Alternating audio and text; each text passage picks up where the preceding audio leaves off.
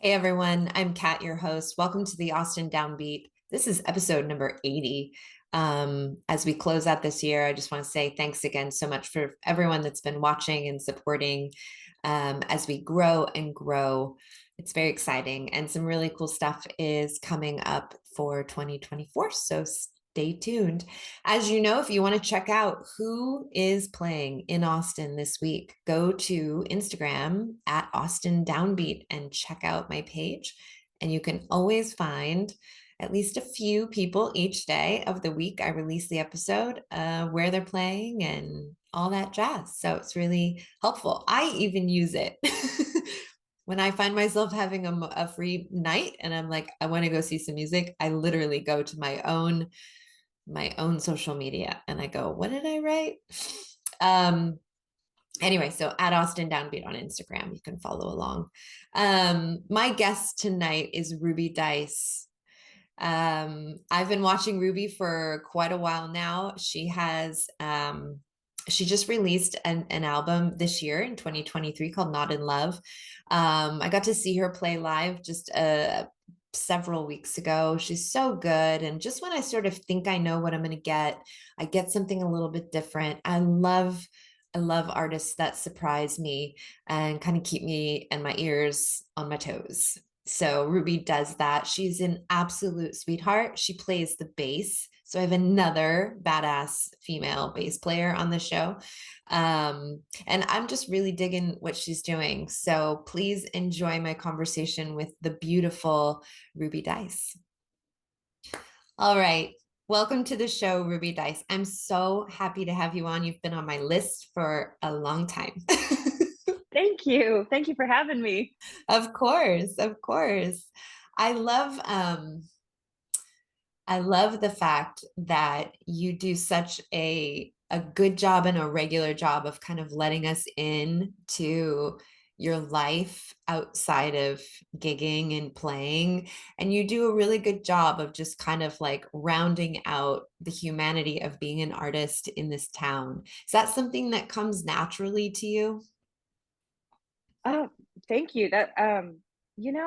Yeah, at first when I was doing social media, I was just just kind of pushing it for shows, and then I was like, there's a lot more to being a musician that a lot of people don't see on the other side. Yeah. Um, all the loading and unloading and the Tetris in the van, and um, Yeah. yeah, I thought that would be cool to share with people, and you get to kind of take you on the journey with it. Yeah. So. Have you seen any change since you've started doing that? I mean, what's been the sort of ripple effect? I would think it would be connection because I think that's ultimately sort of, well, that's really the ultimate goal, I think, for most of us is to connect genuinely with people. But what has been the ripple effect on that? Definitely connection. It's a Yeah, I don't know. It's also helped my songwriting too in some ways. Really?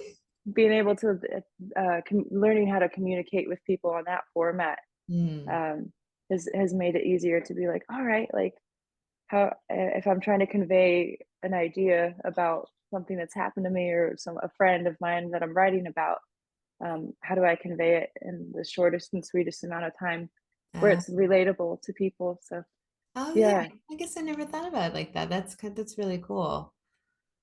Yeah. Yeah, yeah, no, it's fun. And also just like I made one about I made a reel about these cheap jeans I bought thinking I got a score and they like ripped the first time I put them on. It's like I remember threads. that. Yeah. I was like, we've all been there. It's like, Yeah. I maybe there's a couple camps of people that, whatever, and it doesn't really matter. But like I'm the kind of person that I love that. Like if I've seen you play live. I saw you play at O4 Center with Natalie Price. yeah. And that was so cool to see you finally play live because I'd been watching what you're doing. But yeah, like when I like someone, when I'm choosing to really spend time listening to the music or going to see them, like I want to know more about you. I want to know your whole thing. So I'm really glad that you're on tonight so we can kind of dive in and also for for your other fans that are out there that might not know much about you, can you kind of fill us in? I know you're not from Texas, you're from Colorado. I am from Colorado. Can you Yeah, Gunnison, walk Colorado. us down that little path or big path of like when did you get here and what made you choose Austin? And obviously I'm assuming you were singing and playing music like in Colorado, but maybe you weren't. I was. I actually, I feel like I was born with instruments in my hand.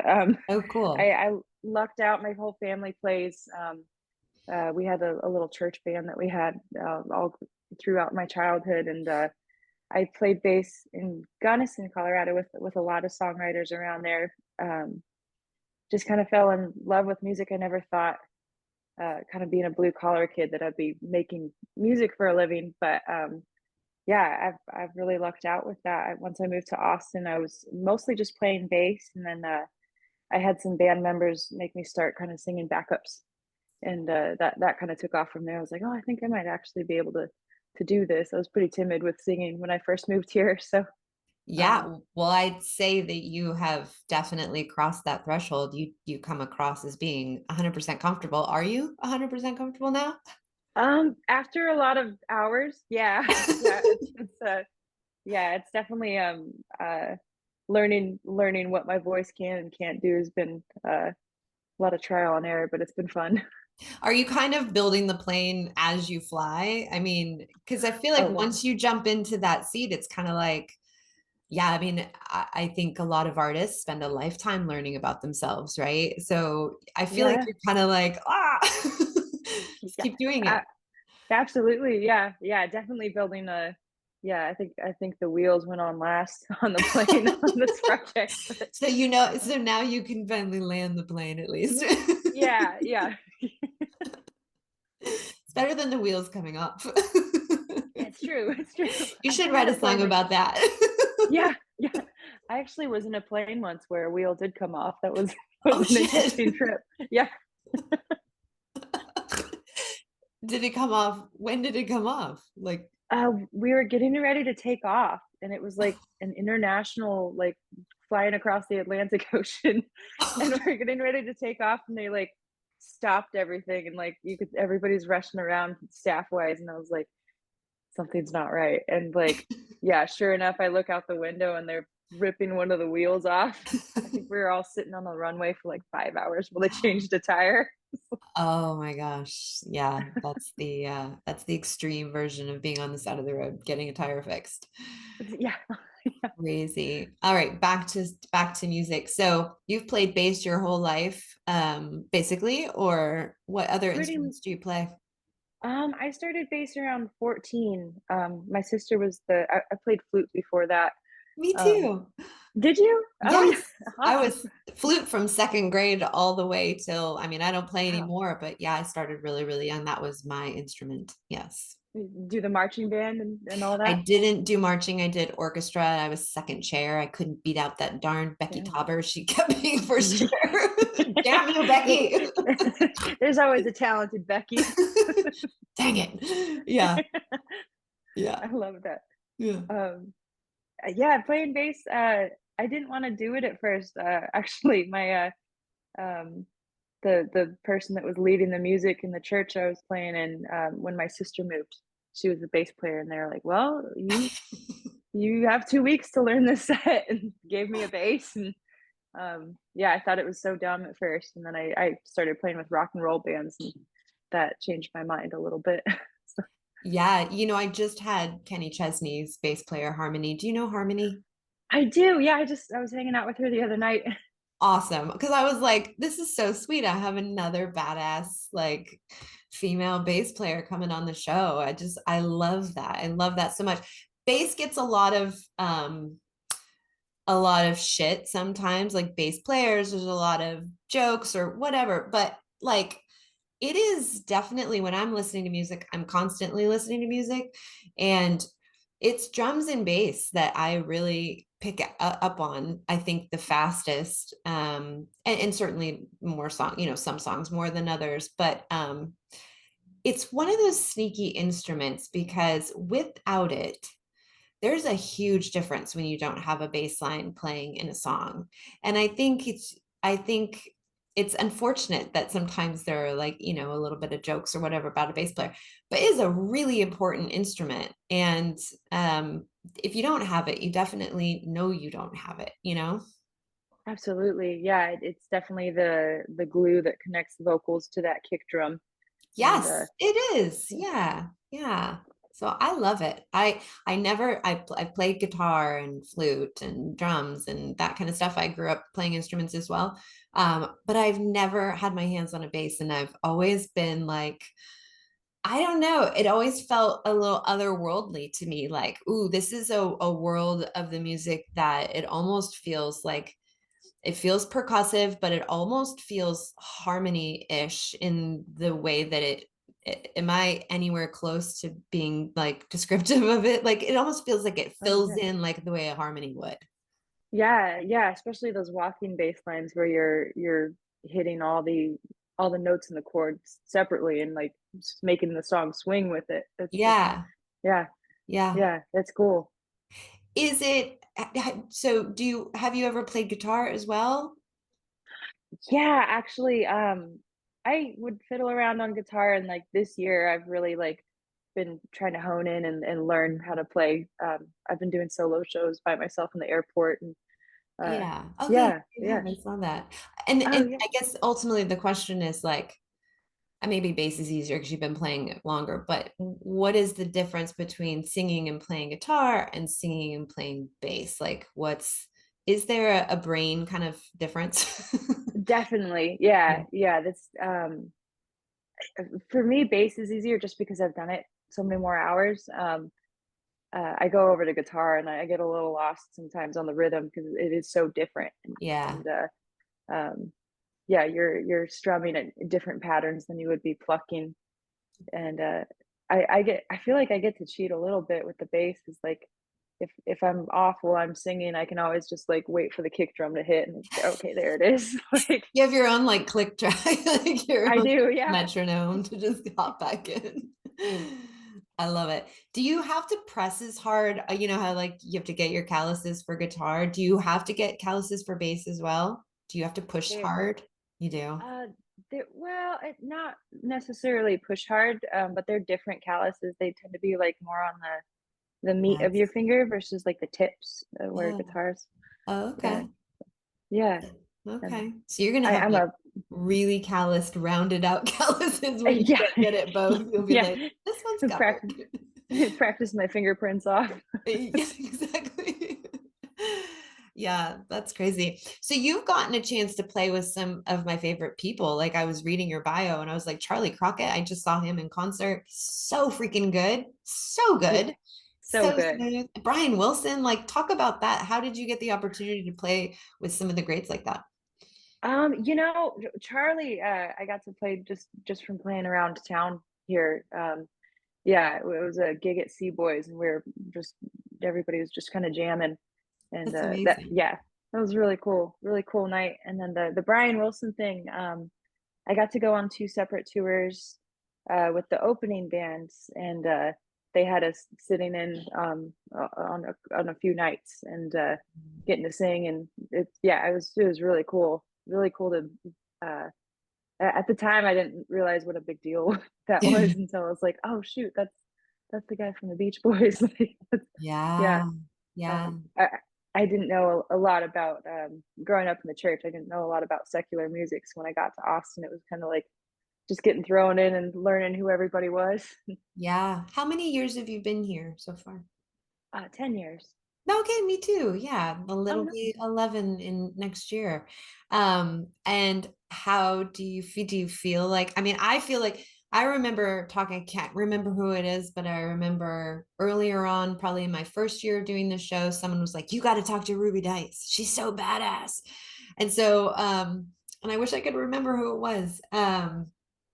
But I've been aware of you for quite a while now. You seem to be, you come across as being really ingrained into this beautiful community that we have. And not just from the outside, like maybe because I'm on the inside or I can at least feel the inside of it. Like I feel like you're really truly in it. Does it feel that way for you? Do you feel like you've really carved your way in? Yeah, absolutely. Just because I've gotten to play bass in so many bands here, Yeah. and it's a yeah. I was just kind of saying yes to everybody for probably 7 years, and got Yeah. to play in the pop scene, got to play in the rock scene, the country scene a bunch, a lot in the blues scene. So I got to kind of jump around in genres where a lot of like artists don't get to do that quite as much, which is um yeah, I wouldn't trade that for the world. That was a really cool experience getting to meet all kinds of different artists and styles and um Yeah. I yeah. feel like is it fair to say that that has over the years shaped because you sort of cross genres and I love that about you and you surprise me and that's my favorite thing watching you perform live not that long ago. I love sitting there with just fresh ears and going like I don't know what I'm gonna get. I trust her because I feel like I know of her enough and I'm gonna sit here and I'm gonna give 100% benefit of the doubt and I just want her to be herself and really take it all in. And that's what I did. And you continued to surprise me. When I think I knew who you were, when I thought I knew what you sounded like, when I thought I knew what you were going to do next, you sounded different and you sounded like, and it was so, that's my favorite thing. Thank you so much. That's You're, yeah, that's a huge compliment. thank you. Thank you for keeping it fresh and it feels like or at least it comes across like you really do push yourself and you keep yourself open and you keep yourself sort of outside of the box, you know. Yeah, I try to. I think a lot of it's just wrangling the ADD, like keeping myself like in the moment too with the writing, especially like I don't know. I'm definitely like eclectic with what I listen to and I'm always trying to find something new that is new to my ears. Otherwise, I don't know, I can get bored pretty quickly. Like Mhm. um I enjoy the adventure of finding new sounds and new textures and Yeah. yeah. What's a from a writing perspective, I totally hear you on that. Like sometimes it's really hard to transition, like throughout a day. And you're a full-time musician, correct? I am. Yeah. Okay. So like I have learned about myself over as I'm getting older and older. Like, I know beyond a shadow of a doubt, like, I do better. Like, I won't go work out on my own. Like, I have to go to a class and I have to sign up for that class. And if I don't cancel in time, I have to pay the fee. Like, I need that discipline kind of provided for me. And so, how do you structure your day? I don't think I could do like just be a full-time like and not have a schedule. Do you know what I'm saying? So do you have to create a Yeah. schedule for yourself? How do you do that? I do have a schedule. Yeah, I definitely I've been a little off the schedule with all the holidays Yeah, lately, but most of the time I, try to get up. Um, I have a husky that is very demanding when it comes to morning runs. I've So seen that. yeah, yeah, he's full of opinions. And he lets me know. So he kind of helps me stay on that schedule. He's my little coach. Mhm. Um, so I do the running and just a lot of outdoor workouts in the morning, and then hit my emails after that, and kind of like try to get myself organized for the week. And a lot of times, I'll have like at least one gig a day where I'm going at night to. So there is routine. It's not always at the same place, but there's some routine in that schedule. Mhm.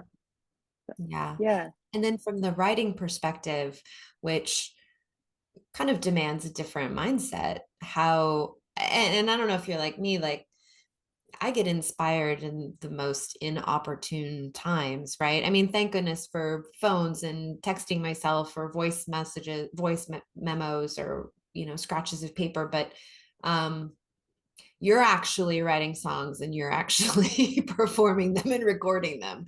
So how do you what's your system for that as far as getting that stuff down or catching everything that comes out that you want to keep? It's every song's different.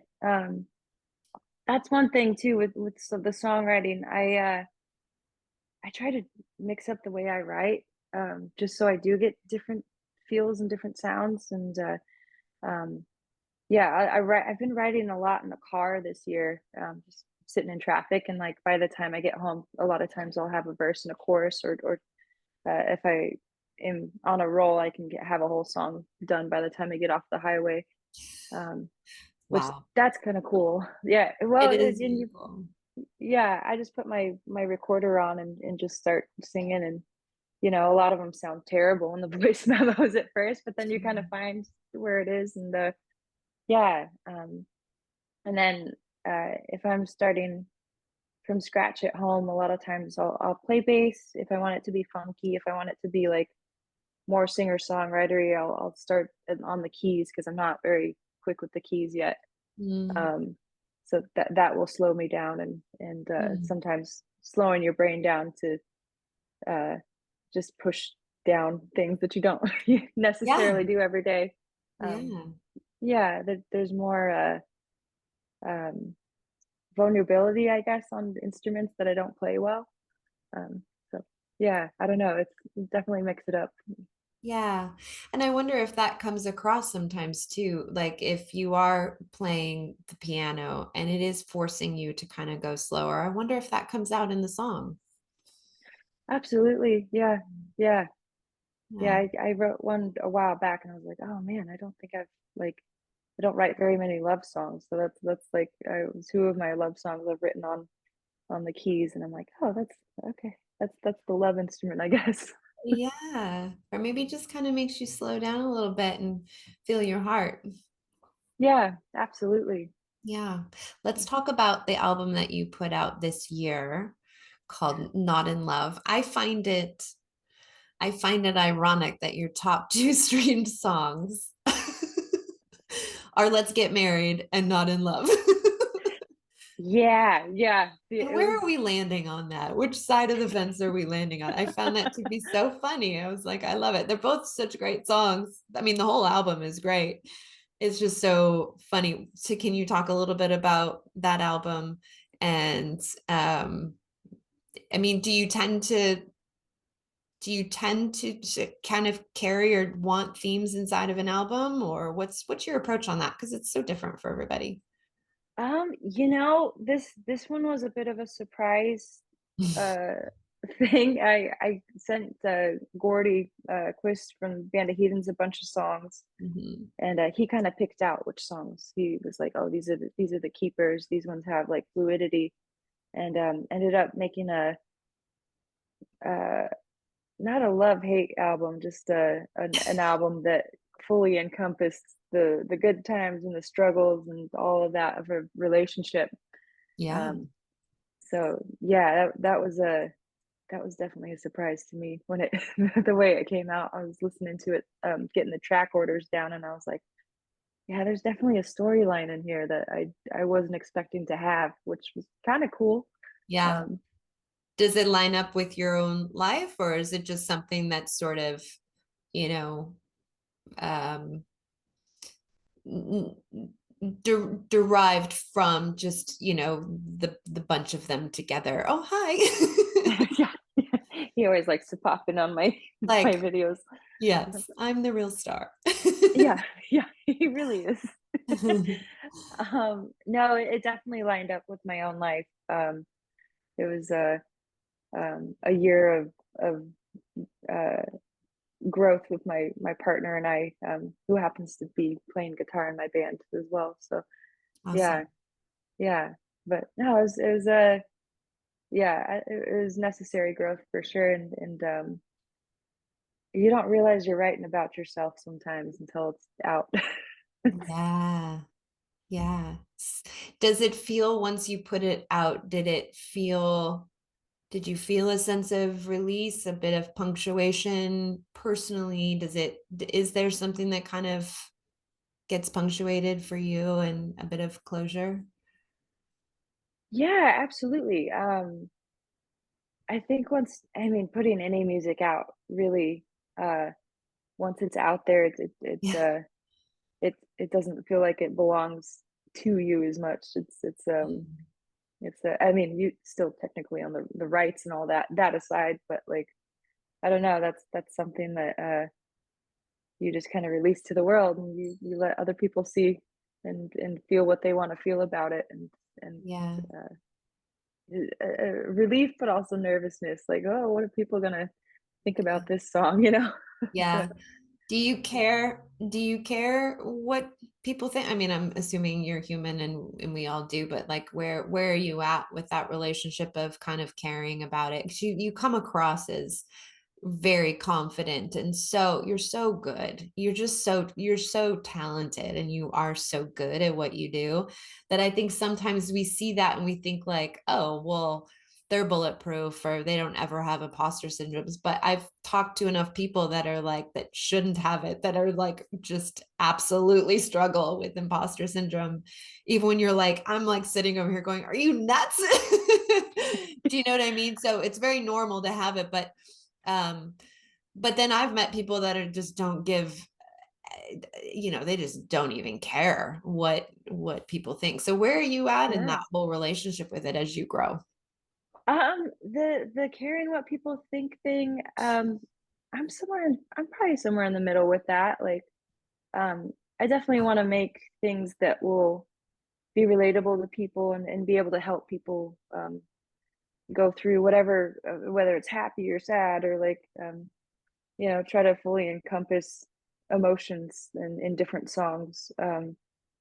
So like the relatability is important to me, absolutely. But again, if somebody doesn't like it, that's okay. Like it's not gonna bum me out if somebody's like, oh, it's not really my thing. I'm like, yeah, sometimes my own songs aren't my thing a month after I write them. So I'll just write another one. Yeah, good. But yeah, the imposter syndrome though, that's a different story. But I think that just comes from uh growing up throwing bags of feed around and there's the blue collar part of me that always is like, oh, this isn't a real job, but it's very much, oh, it's a lot of work still. So Dude, you work hard.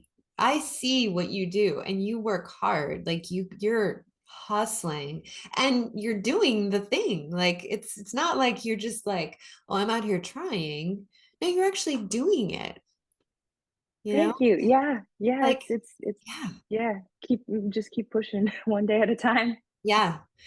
Um, something that I've talked about a lot in conversations with artists like yourself, like is if it were like this for the rest of your life, would you be happy? Is this enough for you? Is just doing what you're doing and creating and playing out and getting to meet people in this beautiful community, like can that be enough? Like, what's your relationship with that? Yeah, absolutely. Gosh, just to be able to like pay all my bills with music, and then I do a lot of corporate events, so like, as a working musician, like being able to like put some in away in savings is like It's that's huge. that's a pretty huge feat. Yeah, yeah, Yeah, that's not easy to do. There was a lot of years where I didn't do that, so that's yeah. um yeah, it's yeah, for me it's more just about, yeah, if songs take off and like become big, that's awesome. But also, um yeah, I'm totally fine being in my little community here, and there's no pressure to be the biggest star or anything like that. I just want to write good songs and play with good people. So And that you do. So mission accomplished. Just keep doing it. I'm just glad you're doing it. I'm proud. I'm I'm proud of you is kind of a weird thing to say, but I really am. Like I'm really because what you're doing is hard. I think it's also deeply rewarding and really kind of fun and all that. Like I think it's like ooh, it's probably a lot of things, but but I also know the work and the effort that goes into it. And so I'm really glad that you're sticking with it and doing it because I like what's happening over there. thank you. You're welcome. Speaking of that, so this episode is going to air in about a week's time. And so people will be able to mark their calendars because you have a show on December 29th, which is coming up. December's flying by, but you'll be at the Continental Club. Are Yeah, you playing? yeah. So what's the setup there for that night? So it's gonna be Phil Hurley on at 10, and then I'm coming on around 11:30 ish. So Awesome. I love that club. yeah, That's great. It's so fun. yeah. Upstairs is I'm great too. Oh yeah, the gallery. Yeah, I'm super excited. I've gotten to play bass with everybody and their cousin there, but I've never gotten to do my own act in there. So Well, there you it's my go. yeah first one in there. It's like It's your gonna be Christmas exciting. present. It totally is. Yeah. At the world famous Continental Club. I mean, I guess I hear that place or in all the places around here, and I just sort of maybe don't stop and think anymore. But like people come to the city to go to that place. Yeah, Like, yeah, it's wild. like it's a big deal. Yeah, Yeah, I guess I yeah. need to remember that more. I love you, Continental Club. And I'm gonna just love you deeper. Yeah, I mean, it's kind of because you see all these people that come into Austin and they want to have like they want to have an Austin night, and that's definitely one of the places that they go. So congratulations for getting that gig. Thank you, thank you. Mhm. Yeah, no, that's exciting. I've always wanted to put my own act in there and finally get to do it. So Awesome. Let's shout out your band because I know you play with Callaway. yeah, yeah, Yes. Callaway. And I also play in his band as well, Callaway and the Prickly Pears. Yes. Um, yeah, he's kind of one of my main writing partners, so we do a lot of creating together. And then I have Jeff Sanders on drums. Those are my two main guys that I use. And Hmm. then I kind of have some auxiliary players that come in. Yeah. I think I have a Daniel Thacker, Daniel Thacker on keys for the Continental Club.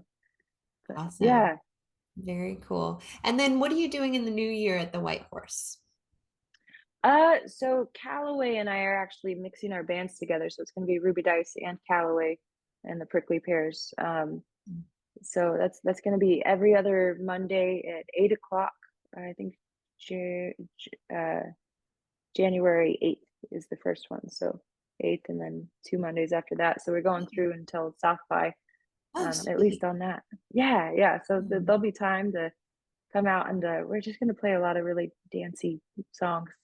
So, My two favorite things, an early show and yeah, dancing songs. I mean, yeah. I mean, I love an early show. I love it. I love yeah, yeah. Me too. it. I think everyone really loves an early show. Well, awesome. Good. So people can mark their calendars for that. Well, I Yeah. am so excited to watch you, especially as we kind of finish out this year and you've put out such a beautiful album and that is done and out. And now, what are you looking forward to in 2024? Is there any kind of goal or, I mean, because I kind of feel like you just put out an album. So the expectation is not to really do another one in 24, is it? Or is it? Um, maybe it'll probably be 2025 before I get a full length album out. I do have some songs I'm going to be recording here soon, just for singles and Yeah. maybe Oh, like a little good. EP. Oh, good. Yeah, Good, good. yeah. Yeah. Because I So know it's I'll like it's a big deal to put things out and it's expensive and you have to like it's no small thing. So that's why I was like the expectation, you kind of feel like you could get a year off of having to do anything like that. But I love that we are gonna get some singles. That's cool. Oh yeah, yeah. No, I've got some ones that I'm really excited about, and I'm doing a project with a bunch of musicians. We're gonna do a covers EP Oh, as fun. well. So yeah, I hadn't recorded any covers, and I was like, oh, you know what? There's so many good songs that are like already out there, and like getting more Austin musicians in on it and doing like a little group project. I love that. Yeah, that's gonna be fun. And then no, I've got a lot of tricks up my sleeve for this next year. I'm pretty pumped. Okay, so do I. Yeah. So okay, I'm Yeah. excited. I'm gonna keep my eye on you, Ruby. All right. Well, we're going to say goodbye to you for now. But like I said, I'm going to keep my eye on you. And everyone, you should write down December 29th at the Continental Club, and then keep an eye out for those every other Mondays at the White Horse for Ruby doing her thing. Thanks so much for coming on. I just love what you do. Thank you. Thank you so much for having me. It's my pleasure. It's my pleasure. I finally gotcha. All right. Well, that does it for this episode of the Austin Downbeat with Ruby Dice. We will see you guys next time. Thanks for watching. Bye.